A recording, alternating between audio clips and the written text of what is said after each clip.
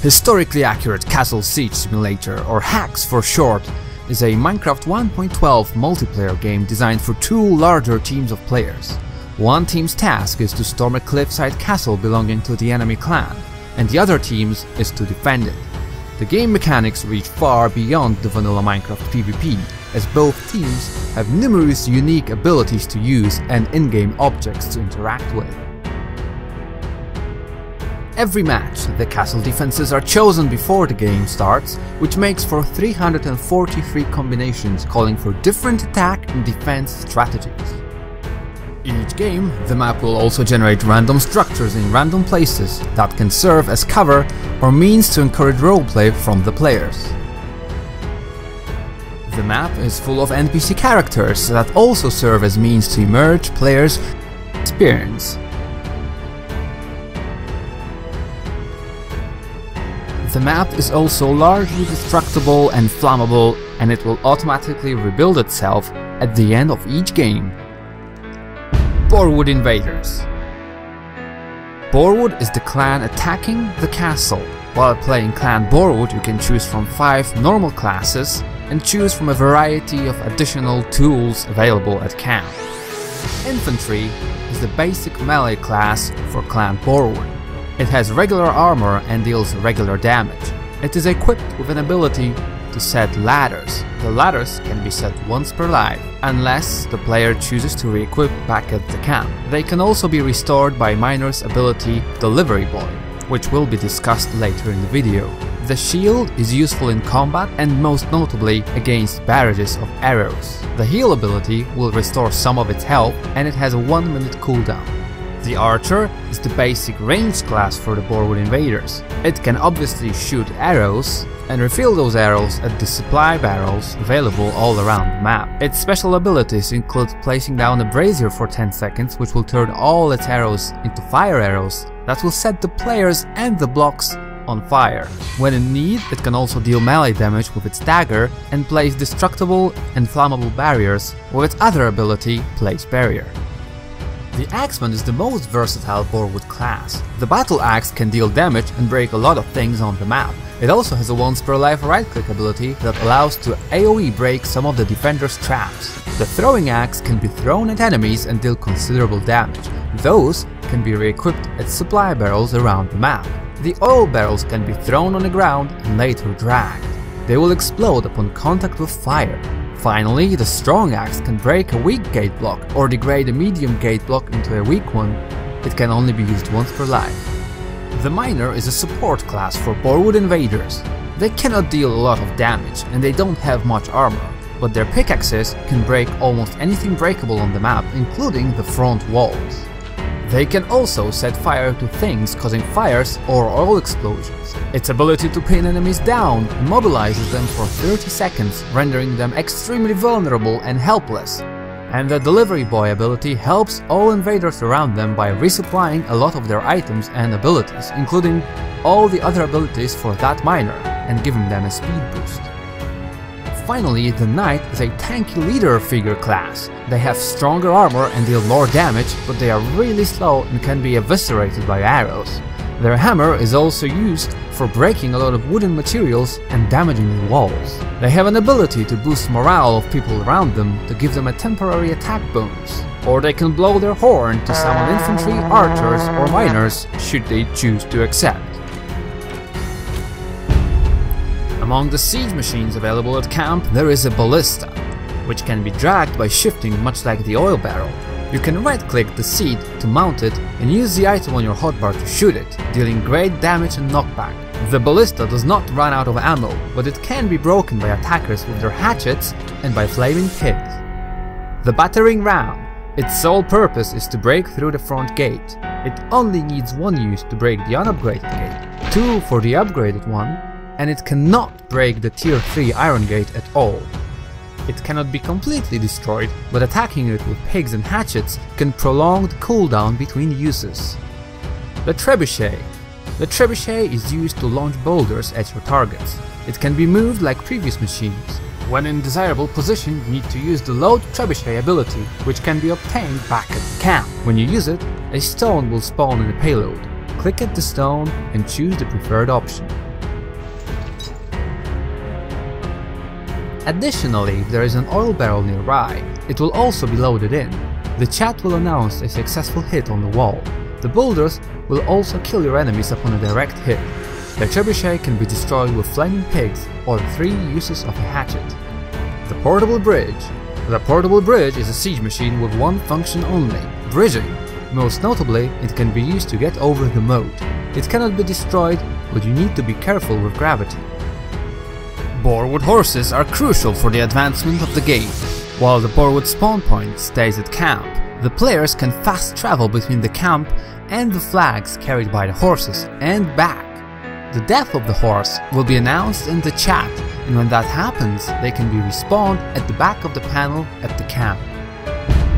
Roarstone Defenders. Roarstone clan is the clan defending the castle and the princess.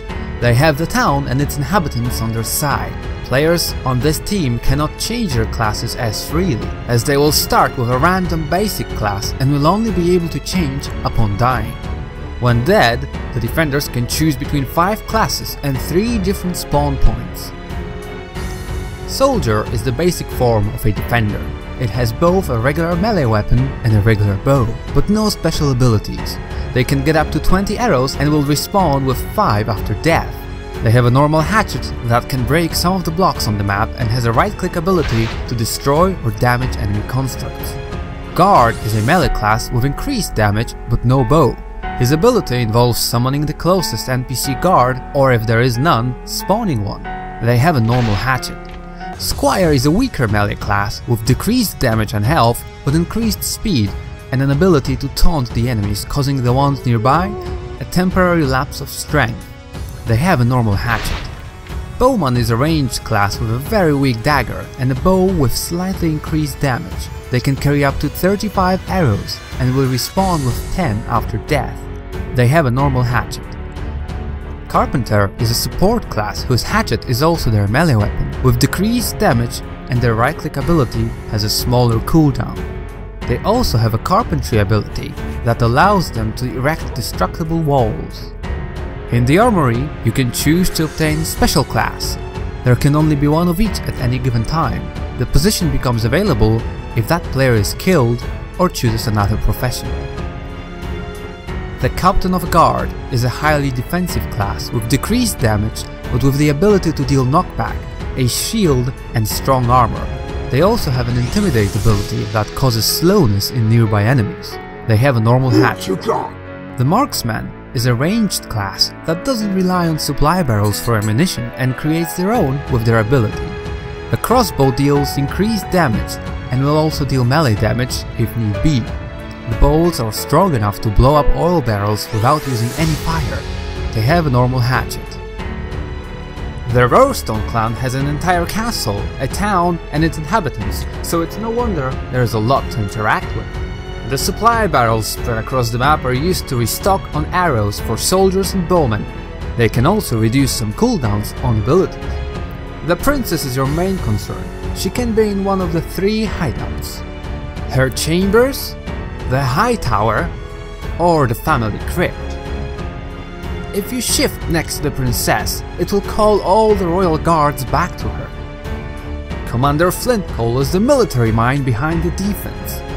You can use shift to make him follow you. As long as he's nearby, he will provide an attack boost to the defenders. Town guards and castle guards will fight for you and warn of the incoming enemies. Healers will be able to patch your wounds up every now and then. They only appear if you upgrade your town defense to the max. Wells around the town will be able to supply you with water buckets that can be used to extinguish fires. If you upgrade your battlements, you will be able to use workshops in the center of town and on top of the wall. They will allow you to use traps, spikes and caltrops. They will reappear in your inventory after a cooldown unless you die, in which case you will need to obtain them again. The middle tower will have pigs at the bottom. which allow you to use flaming pigs. These can destroy enemy constructs, set fires and explode oil barrels. On top of the middle tower, you might have a brazier if your tower equipment is upgraded to the max. It will provide fire arrows. The gate has pots with boiling oil on top of it. That can be right-clicked for a fiery effect. The amount of oil available depends on how much you upgraded your gate. The gate can also be closed or opened on the first floor of the gate building. Every 10 clicks raises the gate by 1 block. The closing, however, happens immediately. The inner gate can also be closed and opened until it's sabotaged by an able axeman. Both teams can respawn freely as long as they have lives. You can check the amount of lives you currently have on the sidebar. As soon as the lives of a team drop to 0, upon dying they will go into spectator mode and will be unable to respawn. The defenders can only win if all the invaders can no longer respawn and are dead. The invaders, however, win upon the death of the princess. The game can be interrupted or enriched by a variety of random events that can, but don't have to, happen throughout the game. Sometimes it will be a Viking raid. Sometimes an outbreak of the Black Death. Sometimes it's an unexpected visit from some distant family. And sometimes it's just a really big storm.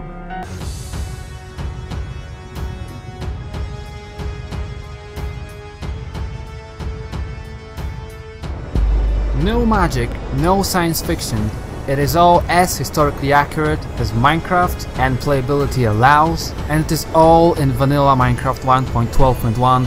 There is no mods involved, no plugins. You can download it, you can set it up on a server, play it with your friends. There is a lobby with a shop where you can spend an in-game currency to reskin your weapons, and it does provide nearly infinite amount of possibilities to play. So why don't you try, why don't you? You can also visit the website at hacks.dx.am. It's hacks.dx.am, where I'm slowly filling in all the information about the game, and will post about potential updates, although you will also be able to hear about them here on YouTube, on my Twitter and on the Discord. Links to all the things are available in the description. You should come. Thanks for watching this instructional video, and I hope to meet you in game.